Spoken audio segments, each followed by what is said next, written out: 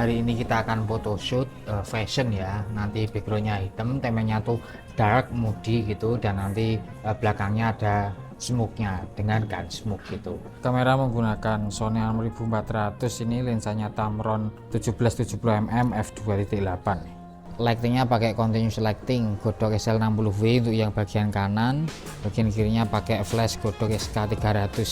Ini di belakangnya tak kasih backlight ini ya, biar nambah ambient, nambah gradasi, jadi menciptakan gimana ya, efeknya itu lebih dramatis lagi. Langsung aja ke photoshootnya.